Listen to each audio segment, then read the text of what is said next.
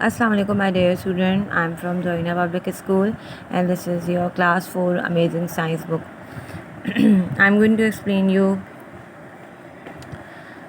unit number 6, and the name of chapter is air and water. Okay, in this chapter we are study about air, composition of air, and about water. The earth is surrounded by a layer of air.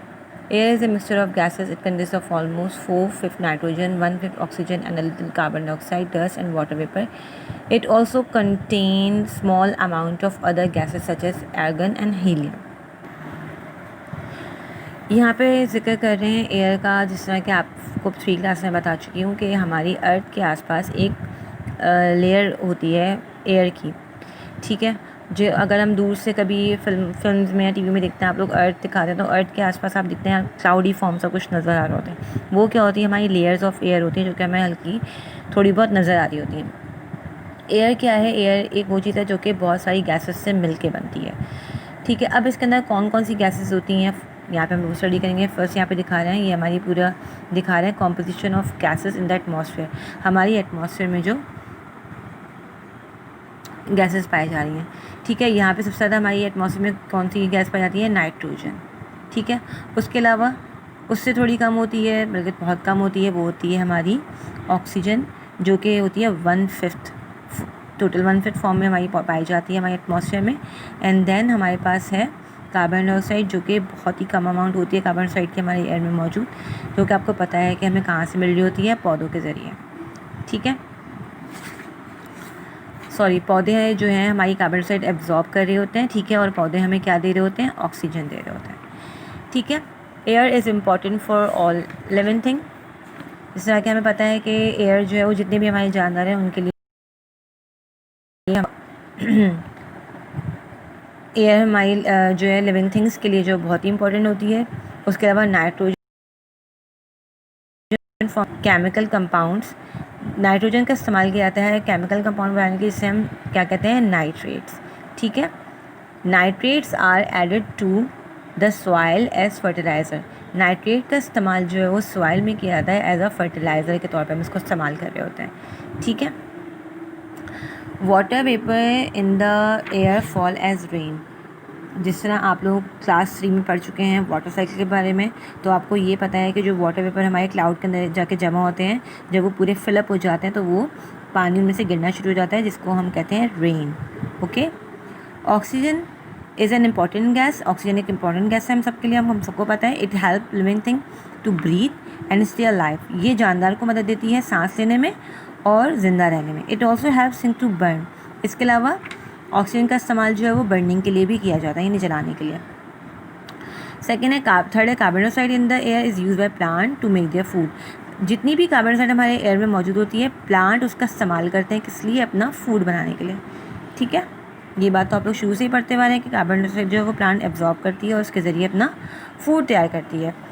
उसके बाद है breathing, सांस लेना। तो living thing के लिए आप सबको पता है कि एयर एक ऐसी चीज़ है कि ऑक्सीजन, जिसके ज़रिए हम सांस ले रहे होते हैं। हमें ब्रीदिंग ऐसा प्रोसेस जो ऑल द टाइम हो रहा होता है।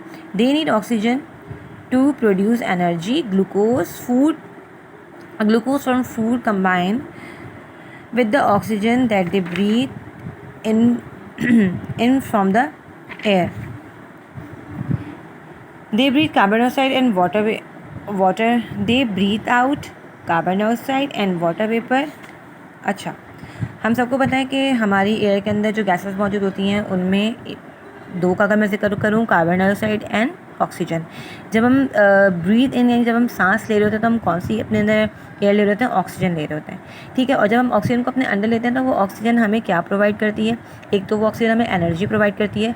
उसके अलावा जो हमने फूड खाया होता है, जो खाना खाया होता है, उसको ब्रेकिंग करने में, उसको डिज़ोल्व, उसको हज़म करने में भी ऑक्सीजन जो है वो एक मेन किरदार अदा कर रही होती है। उसके अलावा दूसरी बात क्या बता रहे हैं कि जब हम सांस बाहर निकालते हैं तो हमारे जो मुंह से बाहर एयर निकलती है वो कौन सी होती है? क्या गैस होती है? कार्बन डाइऑक्साइड, ठीक है। और इसके अलावा वाटर वेपर, पानी के ज़रात भी जो है हमारे जो है वो जिसे हम बोलते हैं पानी का ज़रा, जो नमकियात, जिसकी उर्दू मीनिंग है आबी बुखारात, तो वो भी जो है हमारे कार्बन डाइऑक्साइड के साथ साथ निकल रहे होते हैं। हीट एनर्जी इज़ ऑल्सो, अच्छा हीट भी एक एनर्जी है, उसका भी हम इस्तेमाल करते हैं। The energy is needed by the body for moving, growing and other thing. हमें इतना पता है कि जब हमारी बॉडी में एनर्जी जा रही है तो उसका इस्तेमाल ऑब्वियसली हमारी पूरी बॉडी पूरा वर्क करने में लेकर रही होगी। फॉर एग्जांपल हम चाहे मूव कर रहे हो, हमारी ग्रोथ के लिए हो रहा हो, या जब हम सो रहे हो। अब यहाँ पे क्या बता रहे हैं, व्हेन यू आर स्लीपिंग और सिटिंग, जब आप सो रहे होते हैं या आप बैठे हुए होते हैं, यू नीड लेस एनर्जी, हमारी एनर्जी कम यूज़ हो रही होती है उस वक्त, ठीक है, और हमें ज़्यादा उस वक्त एनर्जी की ज़रूरत नहीं पड़ती। और you breathe slowly, if you are running you need more energy, और अगर आप भाग रहे होंगे तो आपको उस वक्त एनर्जी की ज़रूरत ज़्यादा पड़ेगी, ठीक है। यानी जब हम बैठे हुए होंगे या हम सो रहे होंगे तो हमारी उस वक्त एनर्जी जो है वो लेस यूज़ होगी, लेकिन जब हम चल रहे होंगे या भाग रहे होंगे या कोई काम कर रहे होंगे तो उस वक्त हमारी एनर्जी ज़्यादा यूज़ होगी। और जब हमें इतना ही पता है कि जब हम कोई काम कर रहे होते हैं तो उस वक्त हमारी बॉडी जो है वो सांस भी थोड़ी तेज़ ले रही होती है एज़ कम्पेयर टू जब नॉर्मल और रिलैक्स बैठेगा। सेकेंड हमारे पास है टॉपिक बर्निंग, मतलब जलना या जलाना। A candle need oxygen to burn, हमें एक कैंडल को जलाने के लिए ऑक्सीजन की ज़रूरत पड़ती है। इसकी आप एग्जांपल देंगे कैसे? इसकी छोटा सा अगर मैं आपको प्रैक्टिकल बताऊँ, हम लोगों ने बहुत पहले किया था। फॉर एग्जांपल मैंने क्या समझे, कैंडल है और ये कैंडल मैंने जलाई है और ये जल रही है। अब हम लोग क्या करते थे कि इसके ऊपर ला के ग्लास उल्टा करके रख देते थे, तो जैसे ही हम ग्लास रखते थे तो वो कैंडल बिल्कुल फ़ौरन जो है वो बंद हो जाती थी। तो इस एक्सपेरिमेंट से ये साबित हुआ कि जब उसके अंदर मैंने ग्लास से पूरा उसको कवर कर दिया उस कैंडल को, तो उसके अंदर ऑक्सीजन नहीं जा पाई। जब ऑक्सीजन नहीं जा पाई तो वो उसमें से क्या हुआ कि वो बर्न नहीं हुई और उसका जलना बंद हो गया। इससे ये साबित हुआ कि एक कैंडल को जो है वो जलाने के लिए जो हमें ऑक्सीजन की नीड होती है। Candle wax combined with oxygen from the air, it produce carbon dioxide and water vapour. जब कैंडल जल रही होती है तो उसमें से हमें पता है कि कार्बन डाइऑक्साइड भी निकल रही होती है और water vapour. It give of energy in the form of heat and light. Candle हमें एनर्जी किस फॉर्म में दे रही होती है? हीट एंड लाइट में।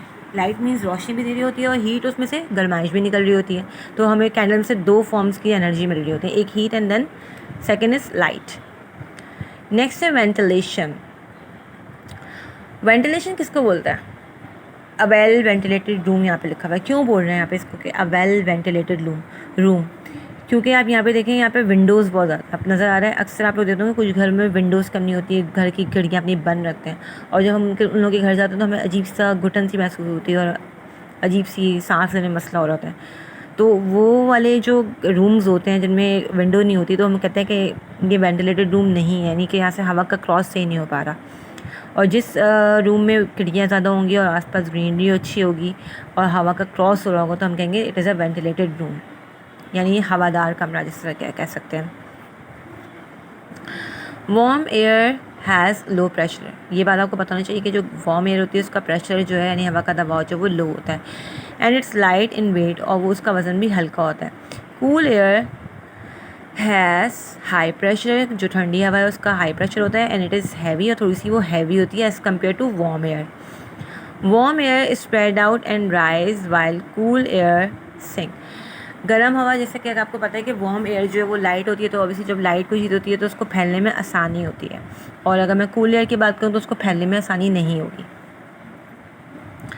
When we switch on a heater in a room, the air become hot and it rises.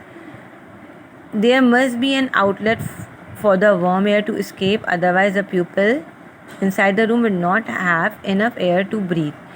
यहाँ पे बात कर रहे हैं कि अगर एक कमरे में, एक बंद कमरे में अगर कोई हीटर ऑन कर देता है तो थोड़ी कमरा आपका गर्म तो हो जाएगा, लेकिन थोड़ी बहुत जो वो थोड़ी सी घुटन महसूस होने लग जाएगी। तो यहाँ पे एडवाइस अगर आप लें तो उसको ये होना चाहिए कि उस रूम में थोड़ी बहुत ऐसी जगह होनी चाहिए जहाँ से एयर का क्रॉस हो सके, जहाँ से हवा का आना जाना हो सके। इससे क्या होगा कि लोगों को बैठने में आसानी होगी और कमरे में क्या नहीं, घुटन नहीं होगी। There must be window and ventilator in building so that the air can come in and go out easily. ठीक है, यहाँ पे वही बात मैंने जो आपको बताई। Similarly, when many people work in an office, यही बात बता रहे हैं कि अगर कुछ बहुत ज़्यादा लोग एक ऑफिस में काम करते हैं, फैक्ट्री और माइन और are in a public hall, factory में होंगे या किसी भी ऐसी जगह पे जहाँ पे बहुत ज़्यादा लोगों की तादाद होती है, there must be a proper system for warm air to escape and fresh air to enter. उन जगहों पे ऐसा प्रॉपर सिस्टम बनाना चाहिए कि गर्म जो लोगों के बॉडी से जो हीट निकल रही होती है और जो गर्माइश होती है वो जो है वो बाहर निकल सके और ताज़ी हवा अंदर आ सके। इसी प्रोसेस को हम कहते हैं वेंटिलेशन। अब ये देखें, the coming in of fresh air and escaping of warm air is called ventilation. ठीक है, ये वाला प्रोसेस जिसमें हवा का क्रॉस फ्रेश हवा अंदर आ सके और जो गर्म हवा बाहर जा सके, इस प्रोसेस को क्या बोलते हैं? Ventilation. An exhaust fan in the bathroom and the kitchen also help to circulate air. अक्सर हम लोग एग्जॉस्ट फैन का इस्तेमाल करते हैं कहाँ पे? किचन्स में और वॉशरूम में। ठीक है,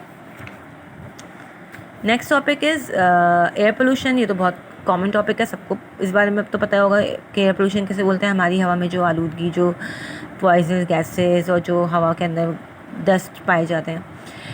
air in the country side is fresh and clean. Fresh air contain oxygen which is needed bye all living thing. यहाँ पे आप देख सकते हैं एक पिक्चर, जो कंट्री साइड की पिक्चर दिखा रहे हैं आपको, कि यहाँ पे दिखा रहे हैं ग्रीनरी इतनी होती है तो यहाँ की जो है वो एयर भी जो वो फ्रेश होती है, लोगों को ज़्यादा प्रॉब्लम नहीं होती है, आराम से ब्रीदिंग का प्रोसेस पूरा उनका हो रहा होता है और फ्रेश एयर और ताज़ी हवा उनको मिल रही होती है। The air in town and cities. यहीं पर अगर हम बात करें हमारे टाउन और सिटी, जो कि आजकल आप देख सकते हैं ट्रैफिक जैम और इस तरह का, तो many substance that can harm living thing. उसके अलावा वो जो अब हम यहाँ बात कर रहे हैं किसकी? टाउन और सिटीज़ की, जहाँ पे आबादी ज़्यादा है, जहाँ पे ट्रैफिक ज़्यादा है।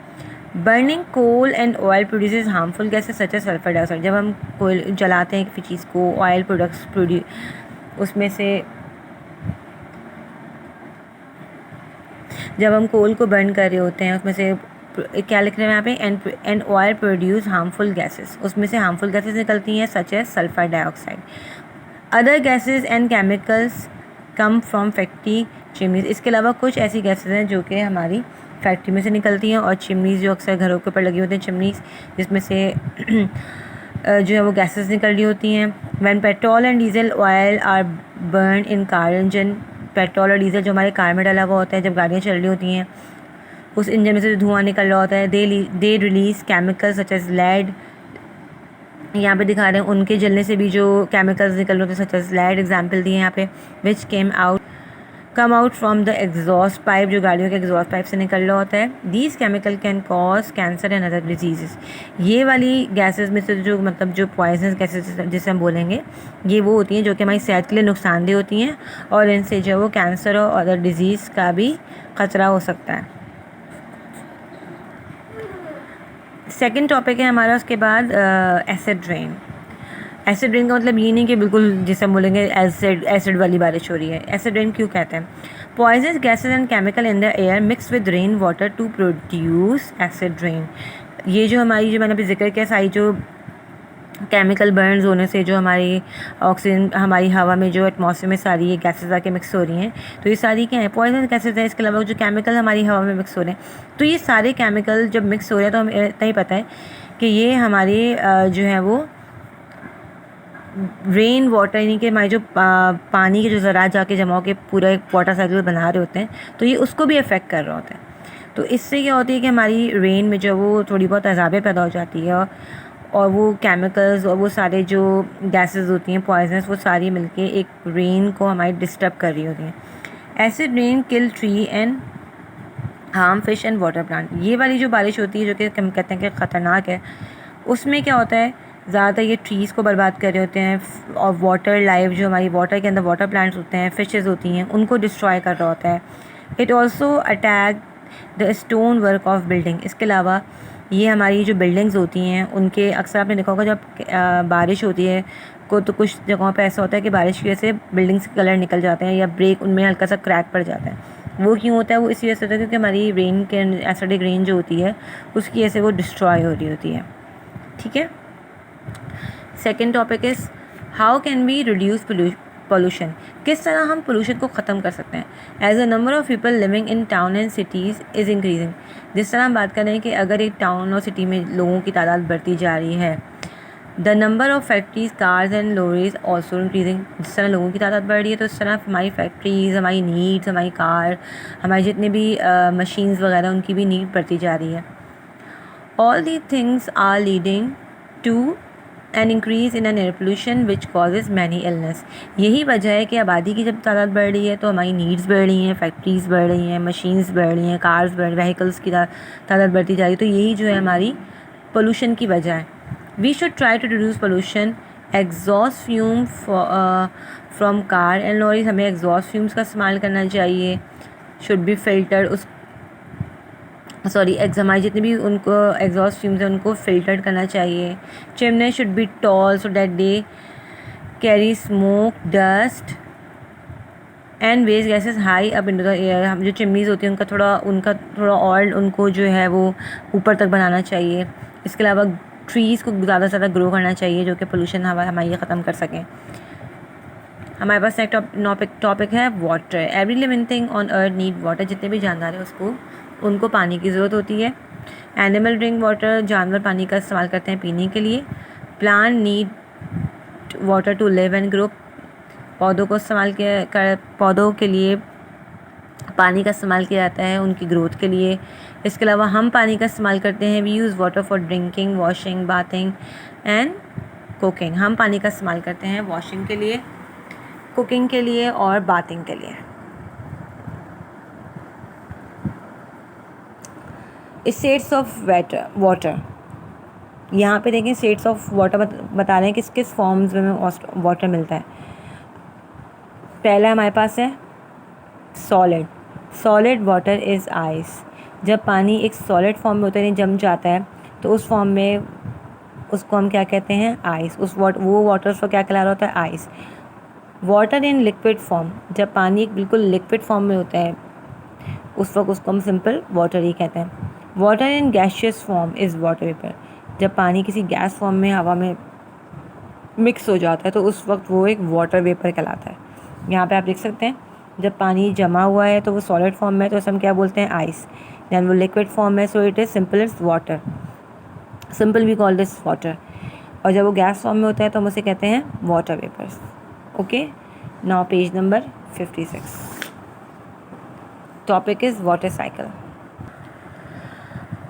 वाटर साइकिल आप लोग क्लास 3 में भी पढ़ चुके हैं। पूरी इसकी डिटेलिंग आप लोग पढ़ चुके हैं, लेकिन मैं आपको उसमें रिवाइज़ करवा देती हूँ थोड़ा बहुत। डायरेक्ट मैं आपको अच्छे से बता देती हूँ। हमें इतना पता है कि वाटर साइकिल क्या कहलाती है। साइकिल वो चीज़ होती है जो कि चलती रहती है और कभी ख़त्म नहीं होती है, मतलब उसका प्रोसेस हमेशा चलता रहेगा। वाटर साइकिल यूजुअली कहलाती क्या है? यहाँ पे आपको एक सी वाटर दिखा रहे हैं, समंदर का पानी दिखा रहे हैं, और यहाँ पे सन। होता क्या है कि जब सूरज की रोशनी वाटर पे पड़ती है तो पानी हमारा क्या होना शुरू होता है? वार्म, गर्म होना शुरू हो जाता है।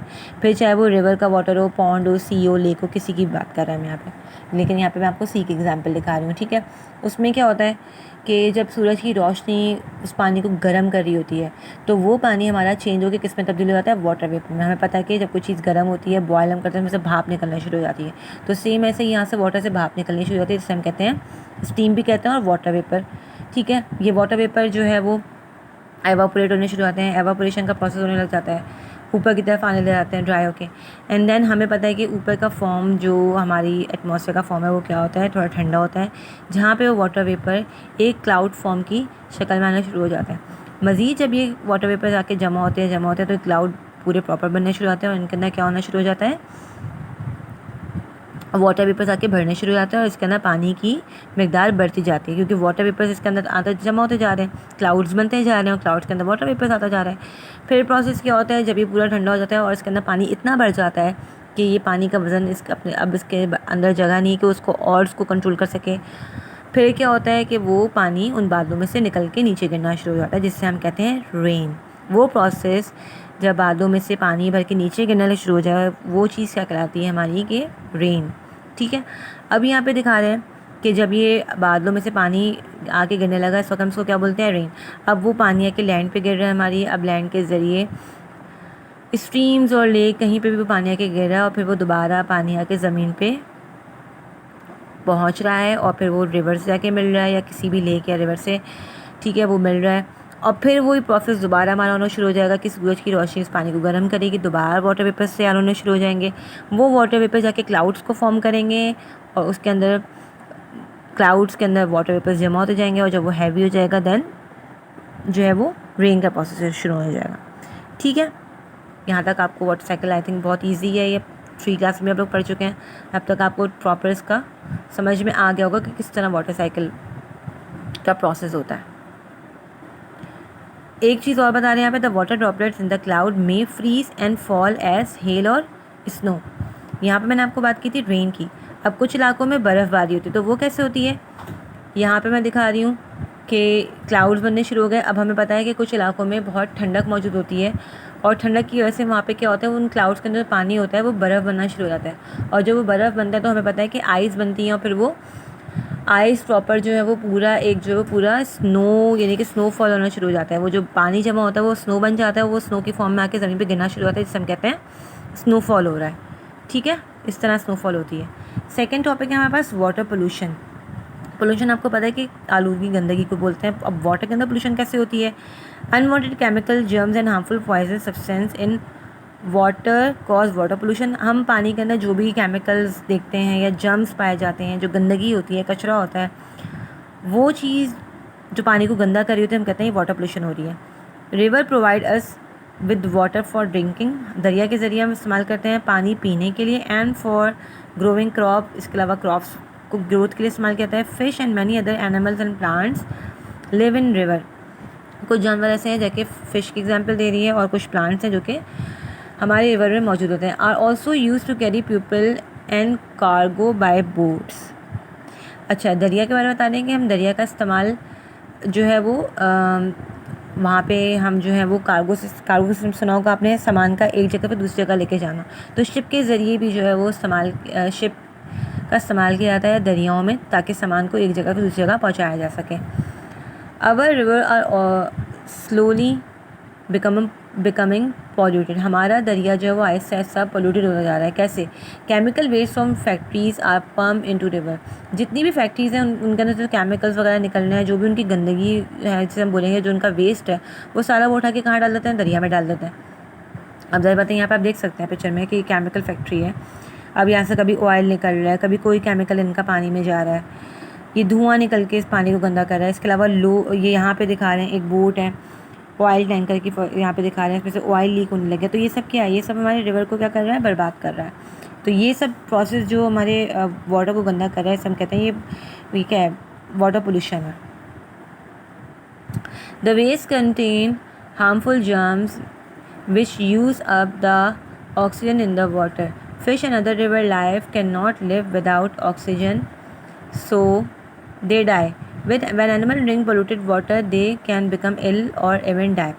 यही बात कर रहे हैं कि जब ज़ाहिर सी बात है, जब हमारे पानी रिवर का दरिया का जो है वो गंदा होना शुरू हो जाएगा केमिकल की वजह से, तो वही पानी पौधों में भी जा रहा होगा, वही फ़िश भी हमारी उसी पानी का इस्तेमाल कर रही होगी, और बाकी जो वाटर एनिमल्स हैं वो भी इसी पानी का इस्तेमाल करें। तो इससे क्या होता है, एनिमल्स को नुकसान होता है और आहिस्ता आहिस्ता उनकी डेथ होनी शुरू हो जाती है। Population and water. पॉपुलेशन यानी आबादी, और वाटर, इसके बारे में हम पढ़ेंगे। As the population of the world increases, जिस तरह से दुनिया में आबादी बढ़ती जा रही है, we need more and more clean water. हमें उतनी ज़्यादा हमारी नीड बढ़ रही है साफ़ पानी की। अगर मैं अभी की बात करूँ तो आप देखते हैं बारिश के बाद जो लोग अक्सर लोगों के घर में जो है वो गंदा पानी आना शुरू हो गया। वो क्यों, क्योंकि वो पानी को जो है वो